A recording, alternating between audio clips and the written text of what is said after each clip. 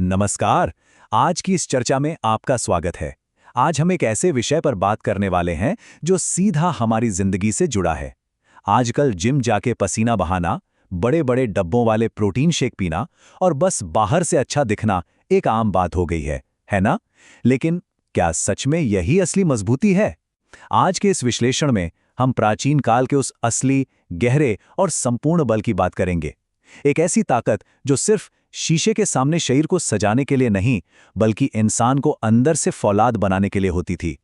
चलिए इस विषय की थोड़ी गहराई में चलते हैं। आचार्य चाणक्य ने हजारों साल पहले एक बहुत ही कमाल की बात कही थी। उन्होंने कहा था कि अन्न से 10 गुना ज्यादा शक्ति आटे में, आटे से 10 गुना दूध में, दूध से कई गुना मांस में और मांस से भी कई गुना ज्यादा ताकत घी में होती है। जरा सोचिए, उस जमाने में लोगों का मकसद शीशे के सामने खड़े होकर एब्स गिनना नहीं था। उनका खान पान सिर्फ अपना अस्तित्व बचाए रखने और शरीर में शुद्ध ऊर्जा और असली दम भरने के लिए होता था, केवल दिखावे के लिए नहीं। अब जरा इस नंबर पर गौर कीजिए, 200 किलो। असली दम क्या होता है, इसका अंदाजा आप सिर्फ इस एक नंबर से लगा सकते हैं। इतिहास गवाह है कि महाराणा प्रताप का खुद का वजन 110 किलो से ज्यादा था। उनका भाला करीब 80 किलो का था और कवच 70 किलो से भी भारी। साथ में 2 तलवारें भी होती थीं। कुल मिलाकर 200 किलो से ज्यादा का वजन उठाकर वो युद्ध के मैदान में उतरते थे। ये कोई साधारण फिटनेस तो बिल्कुल नहीं थी। ये एक अविश्वसनीय शारीरिक और मानसिक क्षमता थी। और ये तुलना हमें साफ तौर पे दिखाती है कि आज के और पहले के लक्ष्यों में कितना बड़ा अंतर आ गया है। आज का लक्ष्य है कि टी-शर्ट में बाइसेप्स कितनी बड़ी दिख रही हैं, लेकिन प्राचीन योद्धाओं का लक्ष्य क्या होता था? शरीर में इतनी ताकत भरना कि वक्त आने पर दुश्मन कांप जाए। वो लड़ाई सिर्फ हथियारों की नहीं थी, बल्कि अंदरूनी हौसले और हर हाल में टिके रहने की होती थी। देखा जाए तो आज की दुनिया भी किसी युद्ध के मैदान से कम नहीं है, बस हथियार बदल गए हैं। तो इस आधुनिक रणभूमि में मजबूती से टिके रहने के लिए हम 5 स्टेप के एक फ्रेमवर्क को समझेंगे। मानसिकता, आहार, सही मेहनत, सहनशक्ति और आत्मसम्मान। आइए इन्हें एक एक करके खोलते हैं। शुरुआत करते हैं स्टेप 1 से, असली ताकत की मानसिकता। आज की सबसे बड़ी गलतफहमी यही है कि ताकत सिर्फ मसल से या 6 पैक एब्स से नापी जाती है, जिसे हमें सबसे पहले बदलना होगा।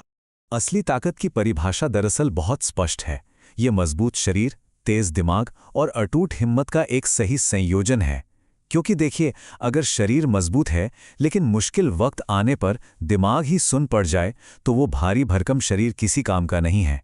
और अगर शरीर और दिमाग दोनों हैं लेकिन अंदर से वो हौसला या हिम्मत गायब है, तो इंसान फिर भी परिस्थितियों के आगे टूट जाता है।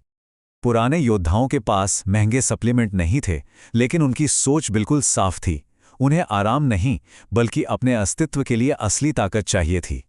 अब सही मानसिकता विकसित करने के बाद जो अगली सबसे अहम चीज शरीर को चाहिए, वो है सही ईंधन।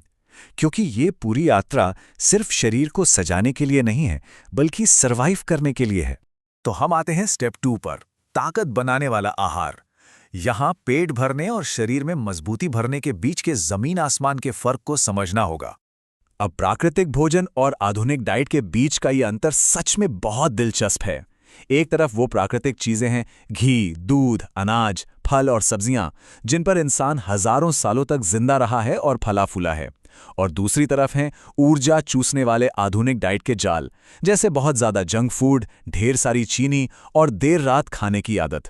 ये चीजें शरीर को ताकत देने के बजाय उल्टा उसकी सारी ऊर्जा चूस लेती हैं। सही समय पर और सीमित मात्रा में खाया गया प्राकृतिक भोजन ही असली शक्ति का स्रोत है। इस अहम बात को हमेशा याद रखना चाहिए। ताकत थाली से आती है, किसी सप्लीमेंट की बोतल से नहीं।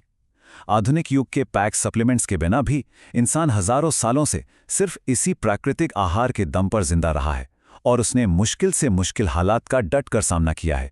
चलिए, अब शरीर में सही ईंधन डालने के बाद अगला अहम कदम है उस ऊर्जा को सही दिशा में लगाना, जो हमें लाता है स्टेप 3 पर, सही मेहनत और शारीरिक व्यायाम।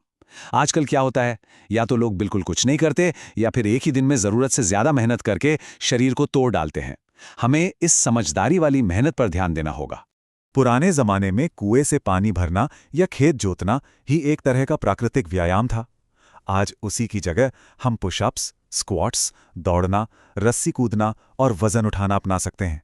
लेकिन मेहनत का सुनहरा नियम यही है, रोज थोड़ा किया जाए लेकिन लगातार किया जाए।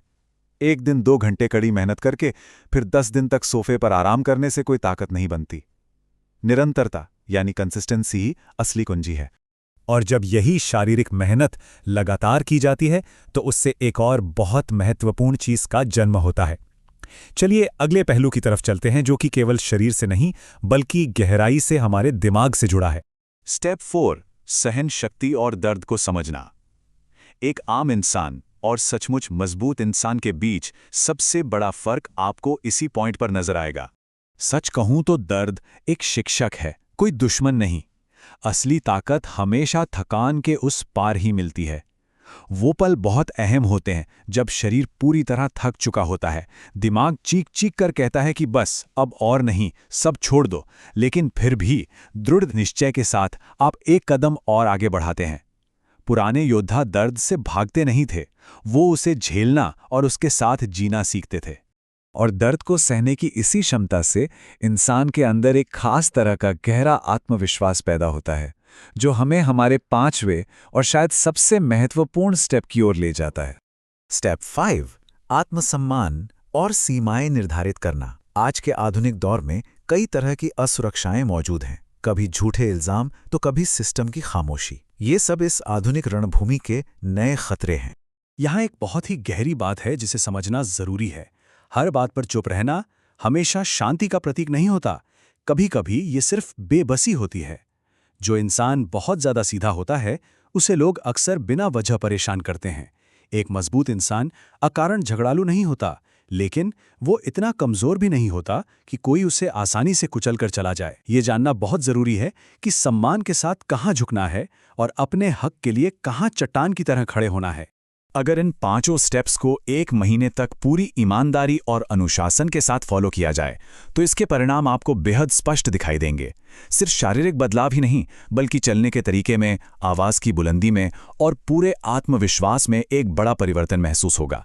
जब हम खुद को शरीर, दिमाग और आत्मसम्मान से मजबूत बनाते हैं तो दुनिया का रवैया हमारे प्रति अपने आप बदल जाता है, क्योंकि दुनिया कमजोर को नहीं बल्कि हर चुनौती के लिए तैयार इंसान को ही परखती और सम्मान देती है।